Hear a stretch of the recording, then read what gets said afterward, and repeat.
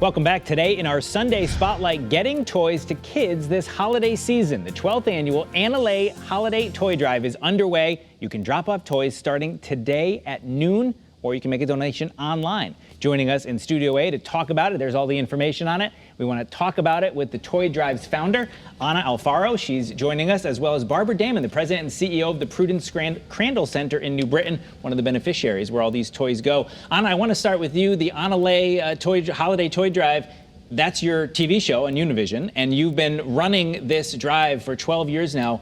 Why are you doing this? Why is it such a great cause? Thank you, Eric. And yes, it is definitely a great cause. And together with volunteers and committee members, we have been doing this for 12 years. We see the need of the children during the holidays. Every year it seems to be a different need, and this year is no different. So it gives us great joy to be able to make a difference for the children in our communities. And we partner with all the different agencies that receive the toy recipients, like the Prudence Crandall in New Britain and others that I could share with you. Those agencies in Torrington, it will be Family Strides. In Willimantic, we have the Wyndham Regional Center for Children. In Hartford is the Community Renewal Team.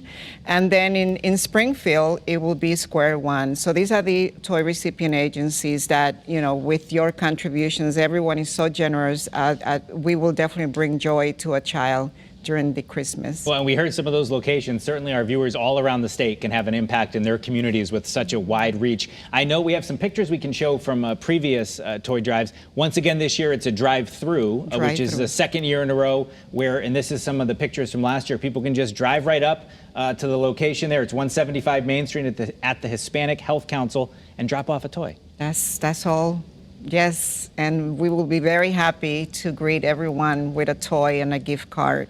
And the children, I think, will be even happier than, you know, because that's what we do it. Yeah, and we have some of the pictures even from when it was inside, yes, in the pre-COVID days when it was inside. Barbara, I want to ask you, because your organization obviously does such wonderful work in the New Britain area and touches so many families, predominantly people with a domestic violence issue that they're dealing with.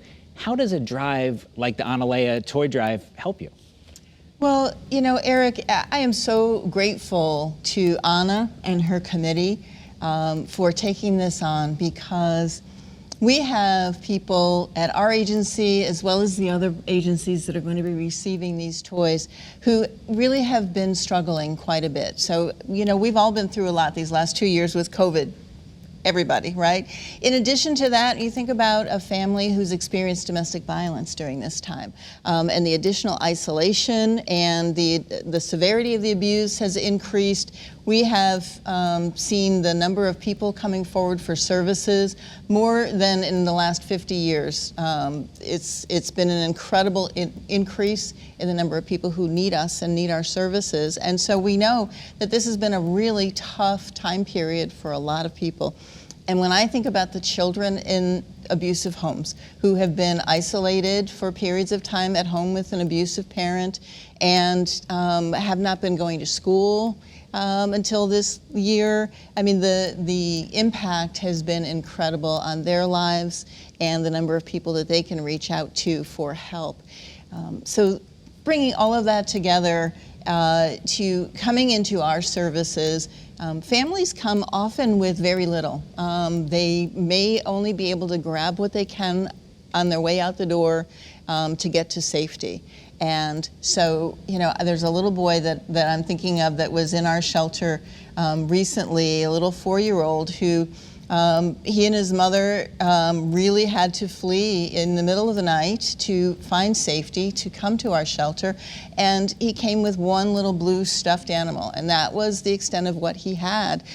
So for a child like that who's been through so much, to receive toys for Christmas, it's just an incredible sight to see. It's an incredible feeling, and you know, it just brings such joy not only to the child, but to the whole family, because the mom or the dad, whichever the non-abusive parent is that we're bringing into shelter, has that sense that somebody really cares about me. You know, it goes beyond here's a toy for your child. It's you know, here's an example of the fact that people care about me and know that I need help, and they're willing to step up and do that at this time.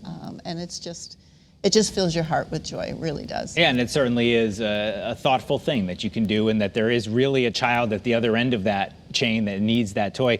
On how many toys are we looking for this year? What's the goal? It must be a big number.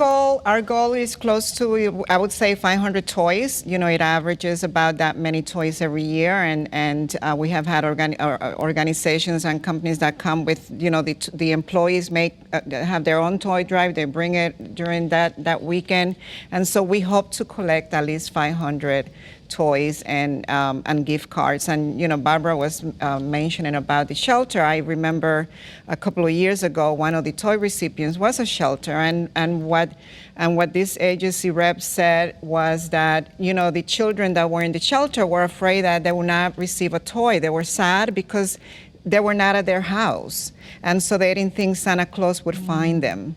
And you know, that for me has definitely, you know, touched my heart, you know, and it just reminds us it's the reason why we do what we do, and really, you know, motivates all of us to bring joy to a child. Well, certainly, I'm sure a lot of our viewers want to make sure Santa gets to every one of those kids. So let's give that address again. And I don't know if, Wendy, if you can pull up the graphic, but 175 Main Street in Hartford. There's all the information. It's today from noon to 4. And I know on your website, Santa himself will be there from 2 to 3:30, greeting the people making the toy drop-offs. So it certainly is a great thing. If you can jump in the car today, grab a toy, grab a couple toys, bring them to you, drop them off, and make sure that they go, whether it's where Barbara is or anywhere else around the state in these deserving organizations, to someone who needs them.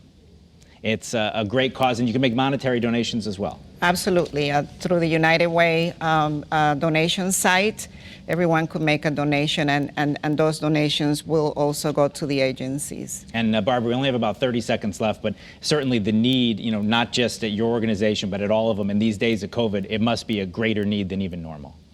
You know, it really is. And so one of the things that I want to share not only is the gratitude for the gifts that folks are willing to give, but also that help is available. And so if anyone who's listening to this show today is experiencing domestic violence or knows someone who is, help is available 24 hours a day. They can reach out to 211, or they can call the 24-hour domestic violence hotline.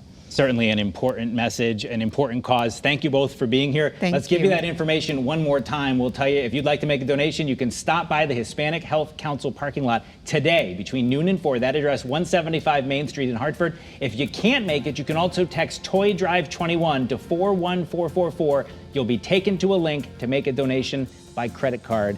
Try to help out if you can. There's a lot of kids out there who want to make sure Santa gets to them.